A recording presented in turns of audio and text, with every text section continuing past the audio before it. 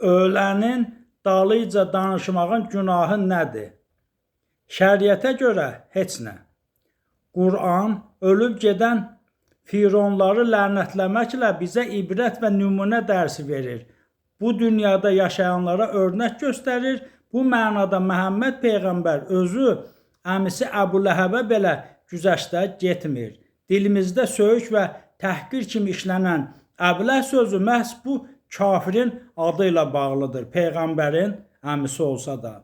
Yezid imam övladlarının sularının yolunu kəsən Gorbagor kimi indi də lənətlənir, söyülür, təhqir olunur. Coruna insanın istiyi suyun çıxdığı yerindən duzlu şor su tökülür. Əgər Yezidin və onun kimlərinin qəbirdə ağızları açıqdırsa, bundan betər günah təmizləmə olmaz.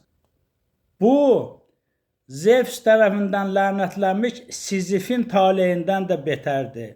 İslamda Heraklda yoxdur ki, günahsız cəza alan Prometeyləri xilas etsin. Hamı bu dünyadakı əməllərinə görə o dünyada cavab verməli olacaq. O cümlədən fəzail ağamallar və onların dəyirmanlarına Yezidin goruna axan şor sudan tökənlər.